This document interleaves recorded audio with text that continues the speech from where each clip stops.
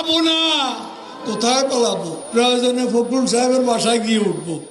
পালাবো না বলে আওয়ামী লীগের সাধারণ সম্পাদক ওবায়দুল কাদের কোথায় চলে গেলেন? কেমন আছেন তিনি? কিভাবেই বা তার দিন কাটছে? এসব এখন মিলিয়ন ডলারের প্রশ্ন। বিভিন্ন গণমাধ্যমের সূত্রে জানা যায়, কানাডার বেগম পাড়ায় তার একটি বিলাসবহুল বাড়ি আছে। গুঞ্জন উঠেছে সেখানে যেতে পারেন সাবেক এই মন্ত্রী। এছাড়াও তার সিঙ্গাপুর ও দুবাইয়ে বিলাসবহুল ফ্ল্যাট আছে বলে শোনা যাচ্ছে। তবে প্রশ্ন হচ্ছে, কোথায় আছেন ওবায়দুল কাদের?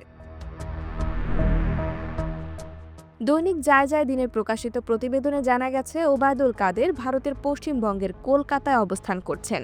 সেখানে তিনি ক্যাসিনো সম্রাট হিসেবে পরিচিত যুবলীগ নেতা ইসমাইল হোসেন সম্রাটের ফ্ল্যাটে আছেন। খুব শিগগিরই ভারত ছেড়ে সিঙ্গাপুর হয়ে কানাডায় পাড়ি জমাতে পারেন বলে জানা গেছে।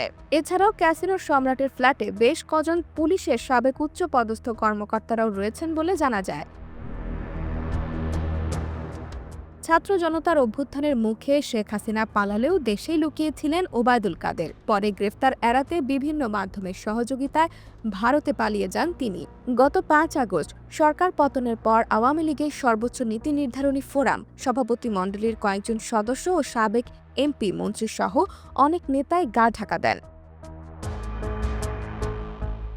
বিভিন্ন সূত্রে জানা গেছে, দলটির অনেক নেতাকর্মী বর্তমানে ভারতে অবস্থান করছেন, কেউ কেউ আবার সিঙ্গাপুরে। অন্য এক সূত্রে জানা যায়, তারা ভারতীয় গোয়েন্দা সংস্থার তত্ত্বাবধানে রয়েছেন। বাংলাদেশ পরিস্থিতি নিয়ে নিয়মিত বৈঠক করছেন তারা। বাংলাদেশের ভেতরে নাশকতা চালিয়ে সরকারকে বেকায়দায় ফেলা এবং দেশকে অস্থিতিশীল করে ফায়দা নেওয়াই তাদের মূল লক্ষ্য বলে জানা গেছে।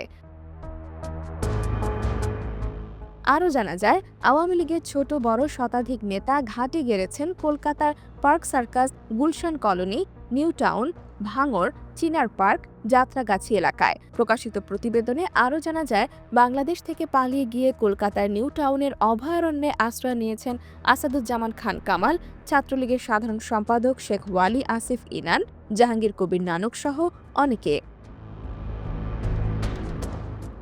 IBTV USA, new York.